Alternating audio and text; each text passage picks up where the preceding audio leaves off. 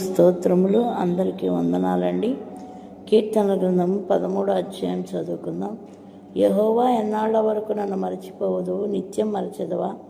నాకెంతకాలము విముఖుడవయ్యుందువు? ఎంతవరకు నా మనస్సులో నేను చింతపడుదును? ఎంతవరకు నా హృదయంలో పగలంతయు దుఃఖాక్రాంతుడనయ్యుందును? ఎంతవరకు నా శత్రువు నా మీద తన్ను హెచ్చించుకొనును? యెహోవా నా దేవా, నా మీద దృష్టి ఉంచి నాకు ఉత్తరమిమ్ము.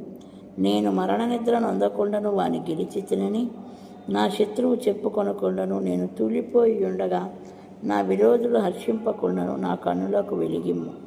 నేనైతే నీ కృపయందు నమ్మికయించి ఉన్నాను. నీ రక్షణ విషయమై నా హృదయము హర్షించుచున్నది. యెహోవా నాకు మహోపకారములు చేసి ఉన్నాడు. నేను ఆయనను కీర్తించేదను. ఆమేన్. హల్లెలూయా. స్తుతి స్తోత్రం. 5వ వచనం, 13వ అధ్యాయం 5వ వచనం మనం చూసినట్లయితే, నేనైతే నీ కృపయందు నమ్మిక ఉంచి ఉన్నాను. నీ రక్షణ విషయమై నా హృదయం హర్షించుచున్నది. యెహోవా నాకు మహోపకారములు చేసి ఉన్నాడు. నేను ఆయనను కీర్తించేదను అని. ఇది కూడా దావీదు కీర్తన అండి. దావీదు మహారాజు ఎంతో చక్కగా మాట్లాడుతున్నారు. నేనైతే నీ కృపయందు నమ్మిక ఉంచి ఉన్నాను. ఆయన కృపయందు నమ్మకం ఉందంట. మొట్టమొదటిగా మనం యేసుక్రీస్తు ప్రభు వారిని ఏం చేయాలి? నమ్మాలి. నమ్ముట నీ వలనైతే నమ్మువానికి సమస్తము సాధ్యమని వాక్యం సెలవిస్తుంది.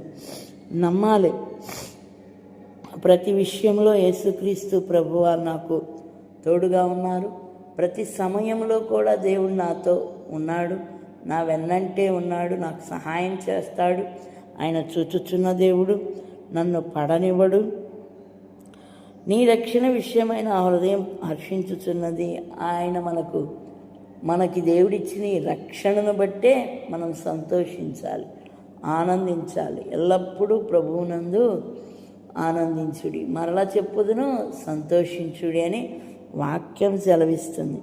అందుకని మనం రక్షణ విషయంలో నా హృదయం హర్షించుచున్నది అని దావీదు మహారాజు, చక్రవర్తి అయిన దావీదు మాట్లాడుతూ ఉన్నాడు. దేవుడిచ్చిన రక్షణను బట్టి మనకి ఆనందము, సంతోషము ఉండాలి మన జీవితంలో.